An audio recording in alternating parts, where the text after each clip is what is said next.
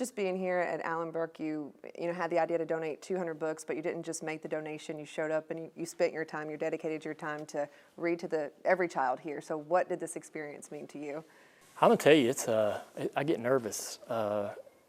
I think speaking in front of kids, and I've read a couple books in front of classes before, in front of schools, and I think it's more, I get nervous more about that than I do standing up in front of a crowd of race fans or in any kind of big function. And you just want them to connect somehow to the book, you know, and you hope that they're interested in what you're going to share with them that day. But it's fun for me. I never, you know, there's no, this all kind of just happens. There's no master plan. There's, you know, I became a dad and I thought, you know, my kids were reading so many books and I enjoy, we read a book every night to our kids. It's just what they like, and so many different books, so many different messages. And I thought, man, it might be fun. That'd be a really fun challenge to try to make a book that a kid might enjoy.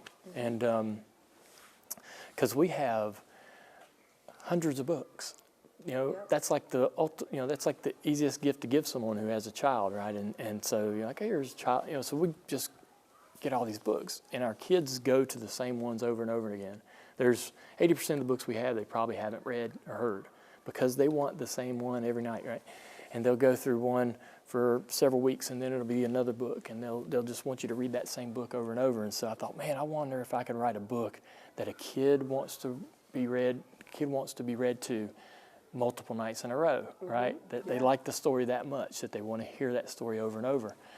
And I didn't think anything of it more than that. And so we ended up creating a storyline. We chose the artist. We read every line and you know, changed whatever, you know, word we wanted about the story, and was very, very involved in the making of the book and how it looks and how, you know, what Buster looks like. A Buster is a design of a car that my dad drove in the 70s. My very favorite race car that my dad ever raced was this dirt car. He ran it locally here in the Carolinas. It was owned by my mother's father, my grandfather, Robert G. So, I mean, there's this massive family connection to Buster himself. Buster is my dad's nickname as a child. Jimmy Jam is a throw to Jimmy Johnson, the, you know, 7-time champion. Jimmy Jam's sort of his fun alter ego that we used to kid about all the time. And Coach Hogg is a nod to a mentor of mine from back in the day. He was also a hog farmer. That this man that helped me in my career and my life. And so there's a lot of fun things that we were able to do to connect the story to me personally. And so yeah, I think the funnest part about it though is sitting in front of kids and reading it to them, and you know, using inflection and trying to drive home certain points in the story and certain things that the characters say is a lot of fun. And the kids, you'll work real hard just to get one little snicker, right? And so it's kind of fun to see how they react to the read. Yeah, and you had some of those moments today as well, right? Yeah, it's fun. Yeah. It's good. And so you would say, I was going to ask where the inspiration came from, but obviously fatherhood. Yeah, just being a dad and watching your kid, watching them develop, right, and develop emotion and try to understand those emotions and trying to understand how to control those emotions and trying to understand. They get so frustrated when they can't communicate with you and they don't understand what you're trying to tell them, right? And there's this real tug of war that happens in those early years of development. And so trying to write I noticed that when, you know, I've not read a lot of children's books before I was a father, but when I would sit down and read these books to my girls, every book has a message. Every book is trying to create a message that your kids will learn and take away from that. And there's this one particular book that sometimes Isla picks that I wish she would pick more often about being a big sister, right? And how to be a great big sister and what she needs to do to help her sister Nicole, and how they can be a team, right? And instead of always like arguing over this is mine, and so reading that to her is a lot of fun because I get to try to help her understand the true message. And so that was sort of the interesting thing about writing this book is, man, what kind of message do we want to tell? What messages, what things do I love to do in my own life that would be good messages, and so and how could I pass those down to my girls? And so that's what it's simply about. And obviously a great message within the book that you came up with to inspire kids that you may read to, kids that may buy the book, your own daughters as well. Yeah, so I always struggled, and even today, right? I mean, reading to the kids, I get nervous, right? I get nervous walking into this building to do this, but trying to push through and understanding, that not only can you get over the nerves, but you can also succeed in whatever it is that you're about to try to accomplish. So trying to control, I wonder sometimes that my girls confuse, their emotions and don't know how to don't know how to communicate what they're feeling to me. And so this book kind of tells them, man, it's okay to be nervous. It's okay to have, those anxieties, and it's okay to be worried about making friends and being in a good space. And but ultimately, in the end, Buster helps one of his teammates win the race, right? Yeah. He's faced with a decision, and he does something that helps someone else succeed. And that's one of my favorite things to do. And I love to help other people, and I love to see them. I get as much joy as if I had done the thing as by watching them celebrate and watching the joy that they get from it. And so that's one of the fun things that Buster does in this particular story. And I also want my girls to be that way. I want them to be helpers, and I want them to want to assist people and want to aid people, right, and not just be about achieving for themselves.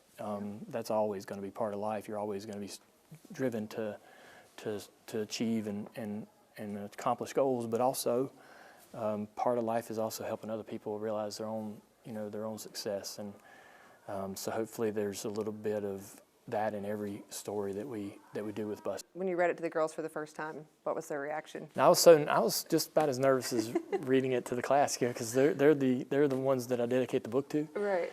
And as Nicole gets older, I think hopefully she connects to the story. But Isla is at that perfect age, right, where she could definitely get into a book like this. But you just put it on the shelf, right, with all the rest, and you hope when they walk over there to pick their book, it's the one, they're going to pick Buster a few times. Have they? Oh yeah. I mean, I've read it to Isla a few times at night, but there's several. Like I said, I mean, there's a big competition out there. Right. They pick other books they get this one book she picks every night, and I'm like, goodness. I don't say anything, I just like, okay, we're going to read this. You just embrace it for the 100th time. Yeah. What book is that? The Book Without Pictures. Okay. Yeah. It's a book without pictures. I don't remember the artist, but or the writer, but it's a book without pictures, and it basically the reader's saying all these goofy things that words that don't even make sense. Okay. She just giggles with laughter that I have to. That the book is making me read these, and so we go to that one a lot, and. Here lately, I mean, it's just been just about anything, but I keep moving Buster around to see if, get him closer to the book she's been choosing to see if she might pull him off the shelf. Yeah. I like the strategy. Yeah.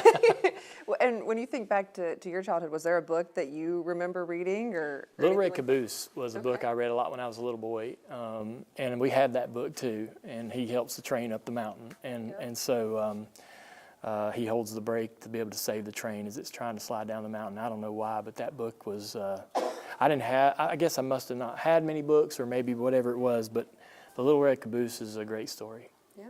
All right, you mentioned Buster. I know the series is continuing, so later this year you'll have a second edition to this, so can you give me a little insight on what we can expect? Yeah, Buster meets some new friends, and,